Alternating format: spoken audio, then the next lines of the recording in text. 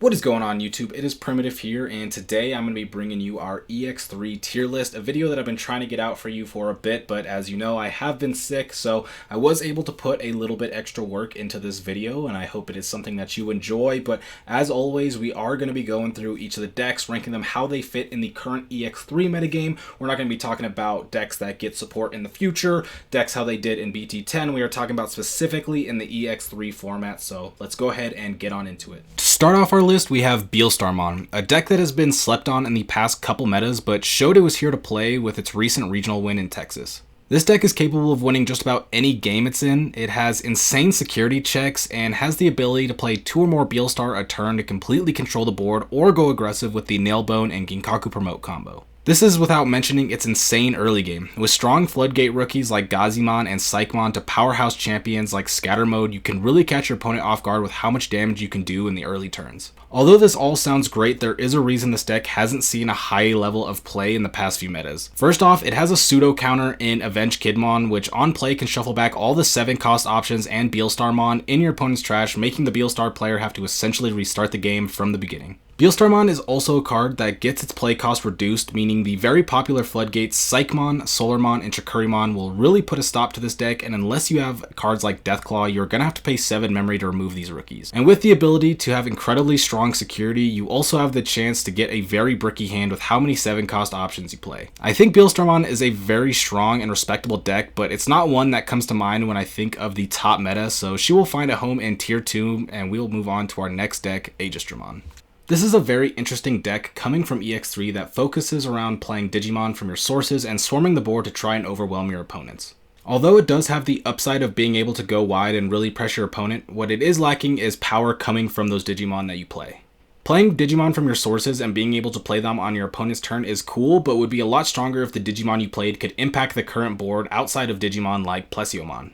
This deck also plays heavily into Death Eczemon, which is in almost every single current meta deck, and these Digimon coming out of the sources are played by effect, which means that they can be prevented with cards like BT9 Pamumon or Crimson Blaze.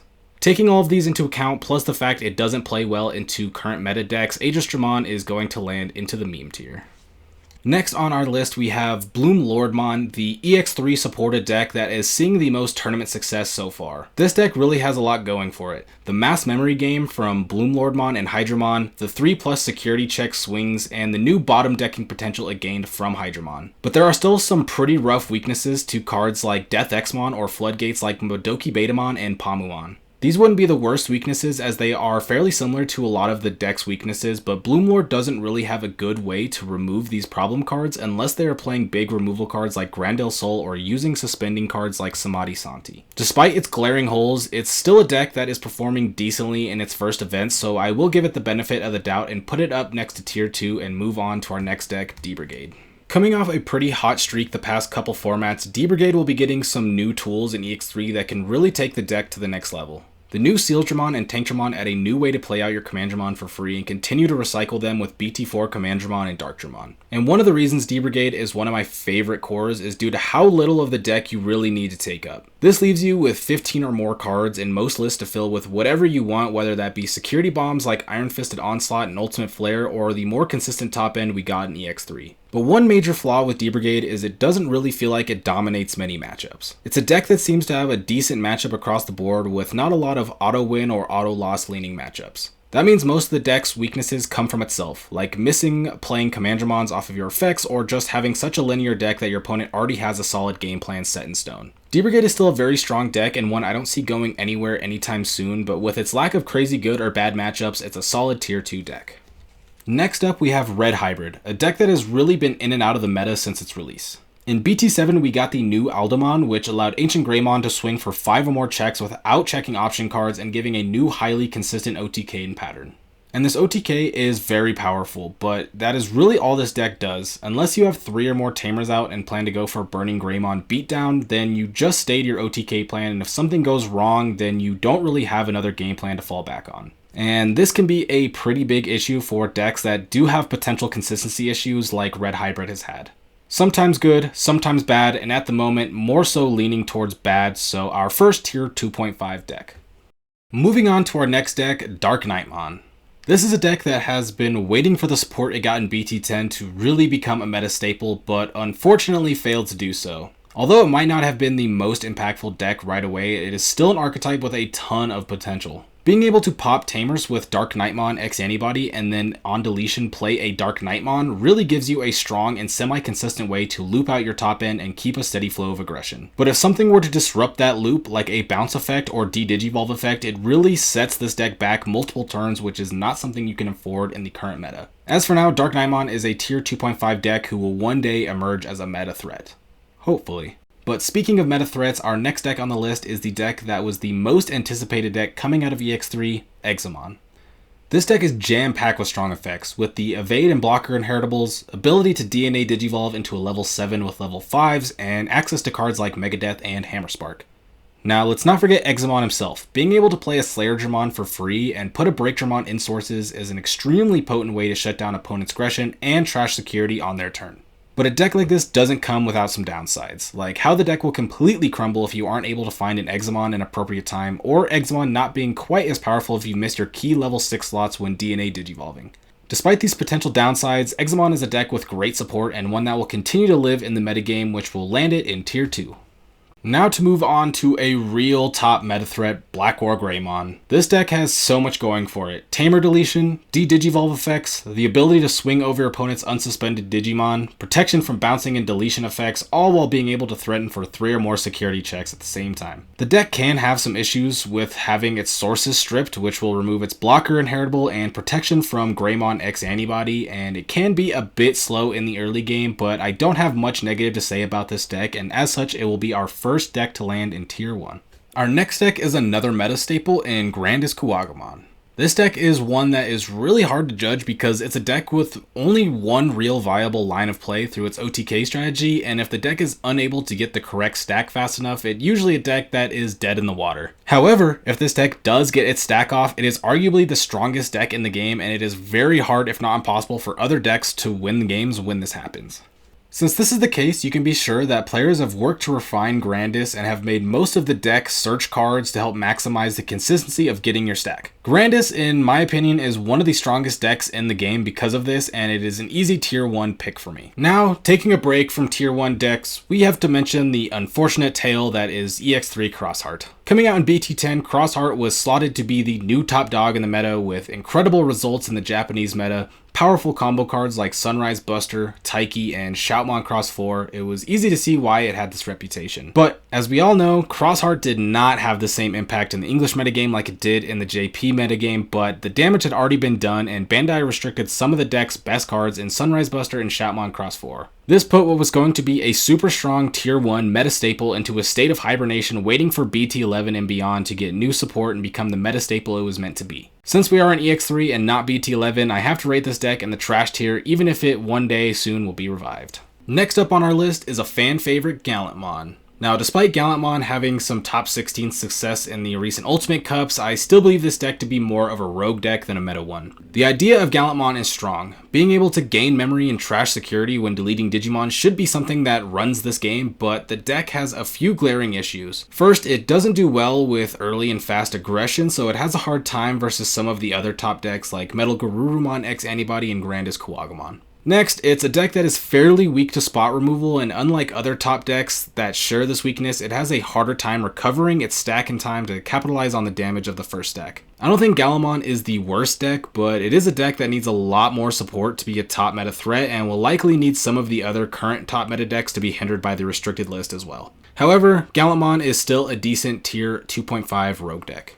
Next up is Dragonlings, another new deck coming from EX3. This deck has access to some really cool effects, like being able to suspend your Hina to get on-play effects, but when you digivolve your Digimon. Some of these effects include Cycle, Trashing Security, De-Digivolution, and setting up huge blockers. You also have access to the new EX3 Dorbickmon, which is your endgame rush finisher to help support your more defensive top end. Although it's very nice this deck has such a wide variety of powerful effects to choose from, this can come at a downside of your deck feeling more like a toolbox deck than a cohesive unit. The megas in the deck don't really share a common goal, meaning you can get yourself into situations where you need the effect of one mega but only have the other two, as to where in a lot of other decks megas will have a similar effect on the board state. This deck can also be hindered by early aggression as it has a game plan that is very slow to develop and also needs key pieces to fully operate. This deck also can be pretty hurt by Tamer deletion as you really need that Hina to operate, and if you are able to delete them with something like Black WarGreymon, the deck really flops. Now, I am a big fan of EX3 giving us multiple full archetypes, but this one didn't quite hit the mark for me, and as such, until it gets further support, I'm going to put it at the top of meme tier with the argument of going at the bottom of tier 2.5. Yes, the meta equalizer in everyone's favorite deck, Security Control. Now, Setcon is a deck that will likely never die, and if it does, it's going to take some drastic changes in how the game is played fundamentally. You see, most option cards will activate the main effect of the card when hit out of security, allowing you to play 8 memory cost option cards for essentially free while benefiting from the rewards. These security cards also don't need a color source to activate, so if you have a yellow-purple card come out of security but only have yellow on the board, no problem. This ability to play high-cost cards out of security for free and recover more security cards for cheap is something that infuriates many, but is something that holds the meta stable. There are a lot of meta threats such as Metal Gurumon X Antibody and Grandis that have a terrible matchup versus security control and would run even more rampant if the deck didn't exist. There are a million positive and negative aspects to security control and its position in the metagame, but it has a high power level, consistent game plan, and helps supports the meta, so it will go at the top of tier 2. Next up, we have our newest addition to the Imperial Jamon support with the red-purple virus variant coming from EX3. Taking a big step in another direction, we got Imperial Jamon support in colors that weren't blue or green, and with Imperial Jamon's success in the past, this deck had some pretty big shoes to fill. I think this deck is impossible to compare to previous Imperial Jamon decks with how much different the game plan is, focusing on playing Digimon out of the trash, which means you get to get your combo going from the trash without needing some cards in your hand, but also means that this deck usually requires a very specific trash and hand combination to really pop off. One of, if not the biggest redeeming factor for red-purple Imperial Jamon is the fact that Imperial Fighter Mode gets a unique ability to ignore all security option cards when it swings. Cards we are used to like BT7 Lordmon and a delicate plan stop option cards in security, but with Fighter Mode you can stop all security options including Digimon and Tamers. The only downside to this being you can really only do this once per stack as you need to return the Dragon mode to the bottom of your deck, but it can be made up for by the fact that you can get multiple security attack plus 1 boosts from your Pyramon inheritable. This deck is one I can't say too much on as I don't think it's proven itself to be an amazing or terrible deck, but rather middle of the pack, so to the top of 2.5 it goes.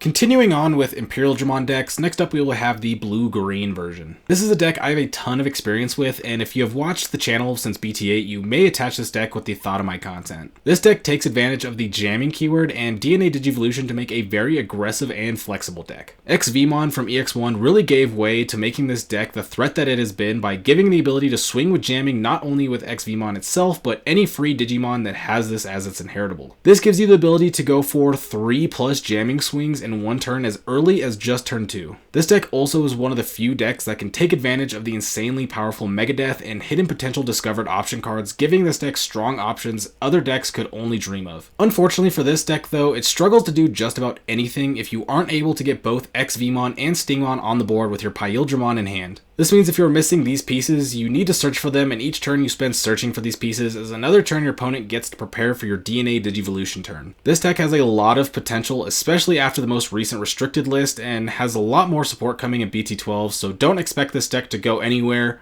except for tier 2 right now. Continuing on to our next deck, we have Eczemon. This deck focuses on swarming the board, swinging for 3 or more checks with Eczemon GX, and supporting that with a defensive line of Sistermon. I think Eczemon is a deck that will make huge waves in upcoming events and even nationals due to how consistently you can get the deck going and how strong it is once you do. Eczemon also has the upside of being able to actually stick a board. Some decks like Grandis are very strong with their stack, but don't really have any protection from deletion effects as to where you can give your Sistermon some protection with the Eczemon GX and Gengkumon X combo. That is, if the deck can get around the weaknesses it has, which is mostly floodgates that stop you from playing Digimon from effects like Pomumon or Venusmon, which can just negate all of your when attacking and when digivolving effects, leaving you with just a stack open to deletion. Luckily for Eczemon, you can get access to powerful option cards like Crimson Blaze, Gaia Force, and Gravity Crush you can use to patch up these weak spots, and so I think Eczemon goes straight up into tier 1. Moving on to another fan favorite, we are going to be having Aegisramon. This deck is an interesting one as it plays completely different than any other deck in the game, where it focuses on setting up your EX1 Aegisramon with powerful inheritables, giving it either high offensive capabilities or setting it up as a defensive wall. Unfortunately for Aegisramon, this deck needs a lot to go right for it to operate at an efficient level. First, you'll need to get all the level 5s you want under Aegisramon in your trash or hand, which you can do with cards like Ultimate Connection and Gurumon from EX1. But it's still pretty slow to get set up, and when your deck is focused around level 5 and level 6 Digimon, it is pretty easy to get a bricky hand that will take multiple turns and search cards to get set up. This deck, I know, is very beloved by many in the comments and is something people really hope is a powerful deck, but until BT11, this deck is just not great, to put it lightly. With no tournament results in the recent metas and no real innovation in the way the deck can play, Aegisramon has been stuck in limbo waiting for its next wave of support in BT11, and until then, in true primitive fashion, it will go straight into trash tier. Next on our list is Gurumon X Antibody, also known as Armor Rush. This deck is what many consider to be the new age Rookie Rush due to its ability to put on high levels of aggression right out the gate. This deck takes advantage of the Armor Digimon and Armor Purge mechanic, and these paired with Magnamon or Davisken from BT8 allows you to unsuspend your Digimon when digivolving into an Armor Digimon, which can grant you more security checks per turn or just leave you with an unsuspended Digimon going into your opponent's turn. Armor Rush existed as a deck by itself, but come BT9 we will get Gurumon X Antibody, which gives this deck a new extremely powerful top end, which doubles as an aggressive card and a defensive wall. When having a Digimon with armor form and its traits in Magnamon X's Digivolution sources, it is able to redirect attacks to itself like a blocker without needing to suspend itself, meaning you can redirect as many attacks as you want per turn to your Magnamon X. And if it does get deleted, it goes on top of your security instead to give you some recovery, further enhancing its defensive capabilities. The deck has started to fall off in recent times as it's not as fast as some of the other decks in the meta, tends to be hurt by the oh-so-popular Death Eczemon, and it has a miserable time versus the Metal Gurumon X Antibody deck, which is the top dog in the meta right now. This deck will hopefully come back to full power one day after some new support or maybe a new restricted list, but until then, this deck is going in tier 2.5. Moving on, we have Nasty Masty. Mastomon is a very interesting deck as it's one of the few decks that can consistently hit your opponent's Tamers or their Digimon thanks to Lucemon Chaos Mode, which gives it a very interesting spot in the metagame. Focusing on the DNA Digivolve mechanic, this deck allows you to put Digimon from your trash into your security and then play out a level 5 from your security, which is usually the BT7 Lucemon Chaos Mode, which as previously mentioned can pop opponents' Tamers. This whole strategy is supported by starter deck 10 Gurumon, which allows for two powerful effects.